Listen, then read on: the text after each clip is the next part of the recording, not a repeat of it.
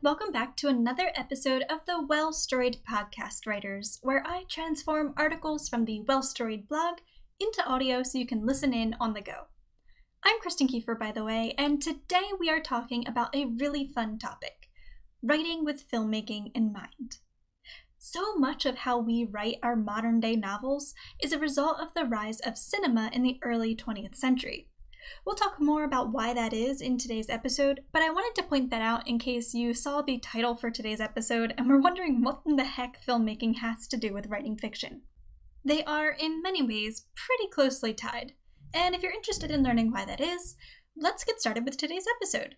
If you'd like to read along as you listen, check out the transcript at well-storied.com/framing. That link will also be available for you in today's episode description. Now, filmmaking. Here we go. How to frame scenes like a filmmaker. Have you ever thought about writing fiction with filmmaking in mind? This certainly isn't a concept that I originated. Rather, I recently rediscovered it after reading Diana Gabaldon's I Give You My Body, her guide to writing intimate scenes, in which she discusses framing the scenes in her book as though she were shooting a film. Having taken a few communications classes in my day, all of which involved a good bit of camera work, the idea of framing scenes with filmmaking in mind is advice that I find not only interesting, but believe may be vastly helpful to many writers looking to improve their craft. Sound like something you'd enjoy? Let's kick off today's discussion. So, why should writers think like filmmakers? Whether named or omniscient, the authors of pre-20th century novels often made use of external narrators as the means by which to tell their stories. Why was this the case? Well, for millennia, stories were told in the oral tradition. What stories were written or performed still largely depended on this tradition, making use of narrators to convey what often could not be actively, quote-unquote, seen as part of the narrative. Things like backstory, scene changes, passage of time, thought processes, and so on. Then, everything changed with the rise of cinema in the 20th century. Suddenly, storytellers were no longer limited by the confines of paper or the stage. What previously couldn't be explained without an external narrator could now be shown via handiwork both behind the camera and within the editing room. Just like that, storytelling became visual. The more consumers grew to love cinema and television, the more they craved a new narrative style in their literature. They wanted to strip away the narrator, to blast through that last veil between themselves and the story's characters, and to see and experience stories through the characters' eyes, much as they did when viewing their favorite flick. To meet this demand, writers began utilizing techniques derived from their new storytelling cousins, filmmakers. Techniques such as deep point of view, which we discuss in depth in an article that I have linked over in today's transcript, as well as what we're going to discuss today, framing scenes to be seen visually by readers. But what does framing a scene actually mean? When I speak of framing a scene in written fiction, I'm talking about the way you compose a scene so that its subjects and settings can be imagined viscerally and visually by readers. This can be done both through descriptions of the scene's setting and through narrative additions that fill out the dialogue and/or action of the scene. The most important thing to keep in mind? Framing is power. The way you compose your scenes has a major impact on how each scene is perceived, and the same goes for framing scenes in filmmaking. How the characters are composed in a shot can prompt viewers, or in our case readers, to feel the specific emotions and dynamics we're working to convey. Confused? Here is the good news. It's highly likely that you're already framing your scenes as you write, whether you realize it or not. But let's not leave the composition of our stories up to chance and happenstance, right?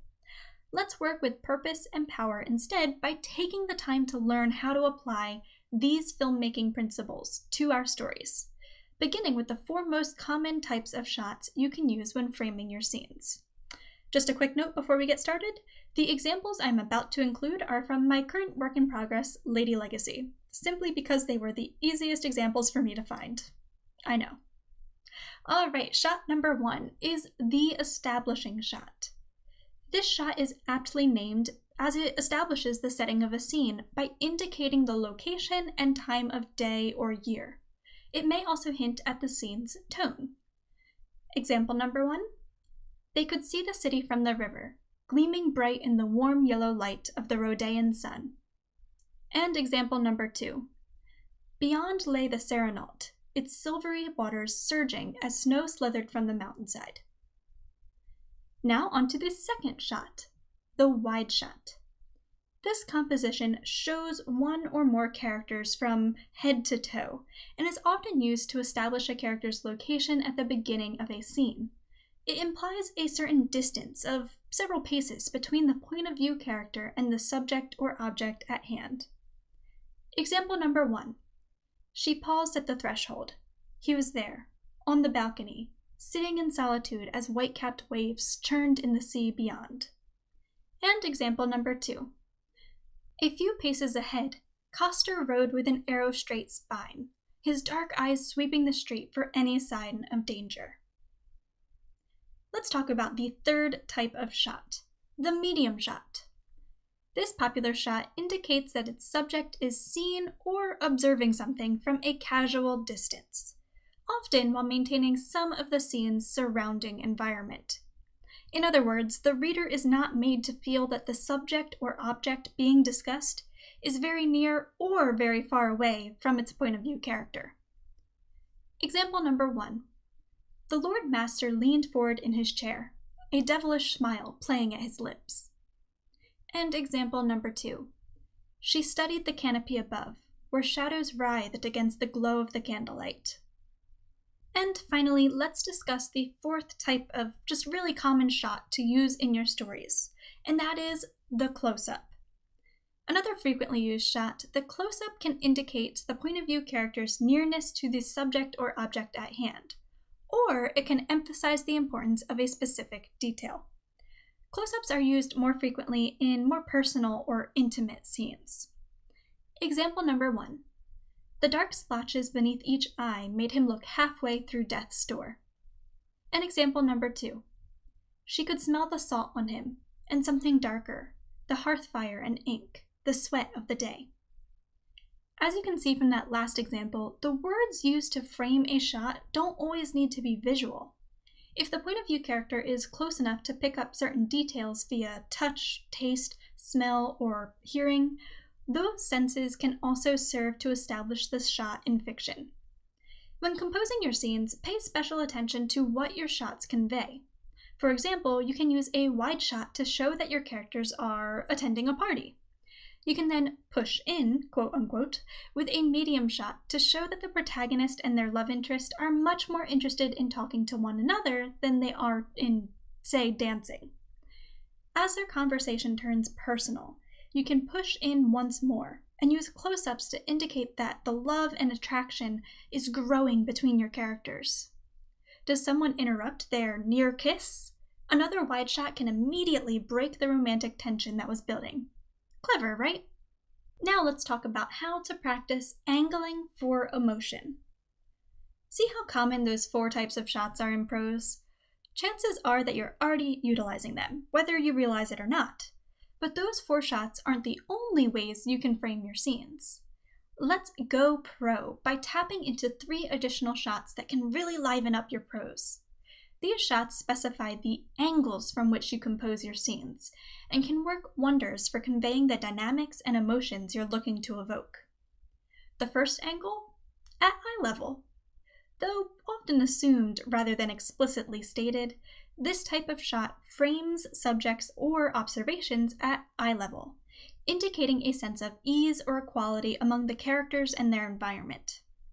For example, she tried to memorize Seren's face, the soft wrinkles around her eyes, the way she sucked in her cheeks, mouth set, as she practiced patience on the most trying of days and with the most trying of people, her own stubborn student included.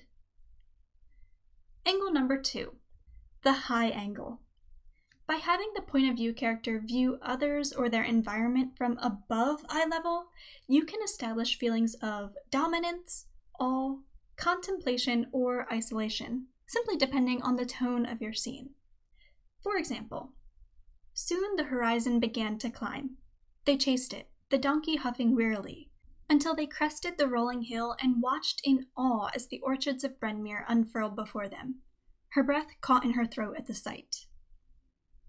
Example number 3, the low angle. By having the point of view character view others or their environment from below eye level, you can establish feelings of fear, inadequacy, wonder, or sorrow, again depending on the tone of your scene. Here's an example. A woman stood above her, not too much older than herself, looking down with eyes narrowed against the rising sun. "You've never done this before, have you?" she said. See how powerful it is to frame your scenes around how your point of view character is feeling and experiencing the world around them? This is again where deep point of view comes into play. Many readers crave the immediacy of experiencing a story from the main character's point of view, so why not do everything in your power to take them there? Is thinking like a filmmaker really the best way to write, though? The answer here is simple. There is no right way to write. Not every story is going to be best told through the limited point of view of a subjective narrative. In other words, in deep point of view. Some stories demand narrators, while others are told as legends or through an epistolary framework. Unsure of the storytelling style that would best work for your novel? I have an article linked in today's transcript on novel frameworks that can help you out. But if you are writing in deep point of view and you are a largely visual thinker, writing with these filmmaking techniques in mind may be a great way to take the nebulous, often overwhelming task of framing your scenes and turn it into a more purposeful and organized process. And yes, that is right, my friend, framing scenes like a filmmaker does mean that you can now officially watch movies as part of your storytelling research. Just make sure to do so with a critical eye in mind, okay? I'll bring the popcorn. Fun, right? Thinking like a filmmaker may not be the right choice for every writer, but for a very audio-visual thinker like myself, this technique seems to work pretty well. I encourage you to give it a shot too. Writer, I hope you found today's episode to be, at the very least, some food for thought. I know it was a bit of a different one, but if you found it interesting, make sure to do all of the supportive goodness you can do from wherever you are listening in from. If you're on iTunes, make sure to rate, review, and subscribe. On SoundCloud, you can like and follow, and if you're listening in from YouTube, like, subscribe, and leave a comment. Any of that good stuff is always such a big, big help. Have a buck or two to spare as well? Support the podcast on Patreon. For as little as $1 a month, you can support really all that I create for Well-Storied on a regular basis.